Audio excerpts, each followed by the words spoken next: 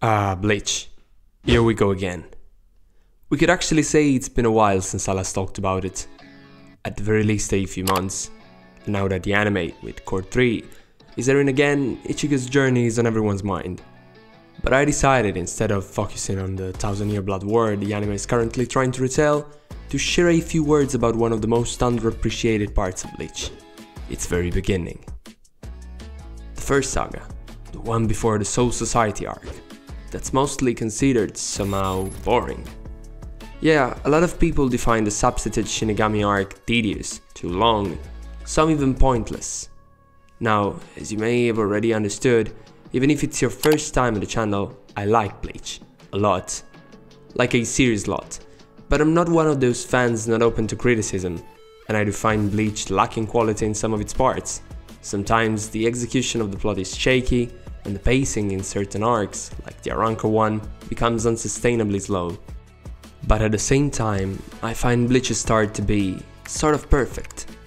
Its somewhat slow pacing and the almost slice-of-life dynamics fit perfectly. Because, especially compared to the story later on, there's nothing actually at stake. The destiny of the world is not on the line, there's nobody risking their life that needs to be saved. Just a girl that lost her powers and can't go back to the world she comes from, and a teenager boy that's slowly learning to take accountability and live in the world of adults.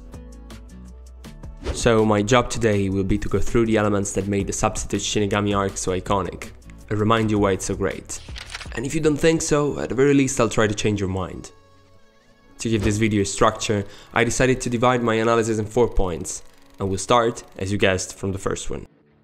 Logically, we're gonna start from the start. You see, it's a common thing on Jump to have very catchy and fast-paced first chapters, and that's because of the policy of the magazine.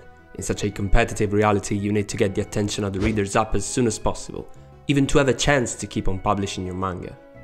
And Bleach's chapter 1 is no exception. It follows the regular formula, introducing the main characters, some minor cast, then drastic change of tone, focal event, action sequence and conclusion. But it's not about the structure, it's about the substance that lies in the setting. A small simple town set in our world, with kids going to school and the protagonist being one of them, and not the classic goofball. He's a normal guy, he's not even that bad at school apparently, and everything would be normal as well, other than the fact that he can see ghosts. But then Rukia makes her appearance, and what in hindsight is just a part of a way bigger scheme of events, at this point seems like a total casualty. One that's gonna change Rukia and Ichigo's life for good. And there's something so poetic about their first meeting, the way Rukia is willing to sacrifice herself for a complete stranger, and the heroism Ichigo embraces in the exact moment Rukia's powers have been lended to him. The anime, compared to the manga, tried to give a more romantic-like turn to their relationship, but even without it, I think their bond is pretty unique throughout the series. From there on, the cast gets bigger, and that leads us to the second point, which is... Okay, so from the chapter we just discussed, Ichigo keeps on doing normal things, like a normal guy, in the very normal city he lives in, while trying to hide to the world around him that he's a Soul Reaper. Rukia goes to school with him, and thus we get to know the cast that will be with them for the majority of the story. And I don't know how some people could find it boring. Seriously, it takes time to build up a world and an environment to set a convincing story in. And Kubo, we know he loves to, takes his time to create plausible dynamics and character interactions, providing us with crucially important backstories. Orihime gets the spotlight first from chapter 3 to chapter 6, presenting us a traumatic past, her abusive parents, the loss of her older brother who became an Olu, now to be slain by Ichigo.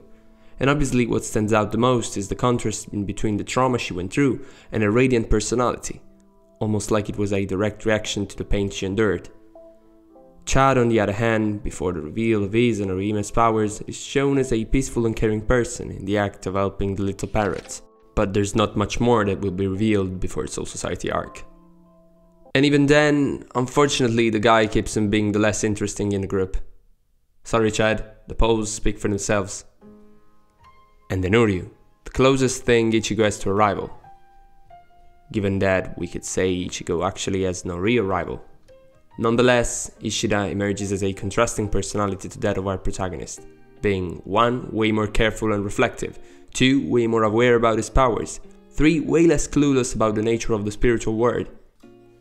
Important things that are discussed about him in the early stages of the story are that he's part of the last family of quinces living on Earth, proud of his origins, and is now that grandpa, who introduced him to their arts. The contrasting figure of his dad, that he doesn't get very well along with, because apparently he's choosing money over the pride of being a quincy.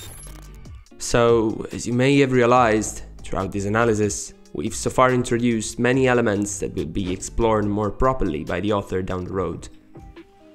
And that leads us to point number 3.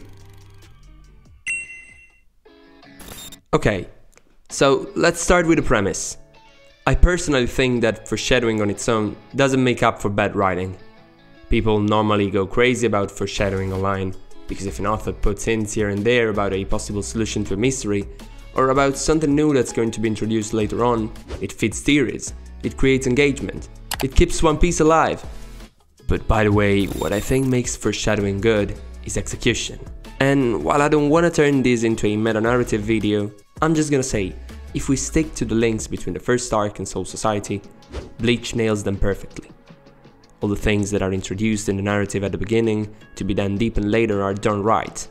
The information about Soul Society, while being somewhat vague, is correct. The theme is introduced so that the most passionate readers can anticipate the moment they'll know more about it. And the wait is rewarded with one of the most exhausting looks into Soul Society throughout the entire series. Uryu and Ichigo fighting the Menos Grande, an entity whose existence will come in handy at the end of Soul Society arc. Ichigo's training with Urahara, that will lead to his transformation during his fight with Byakuya, volumes later. But, as we've actually already mentioned, Bleach's narrative doesn't only have an eye on future events, but on past ones as well. And a long flashback that happens during the substitute Shinigami arc is arguably one of the best parts of Bleach. That leads us to the fourth and final point of today's video. 17th of June. That's the title of the chapter that opens Memories in the Rain.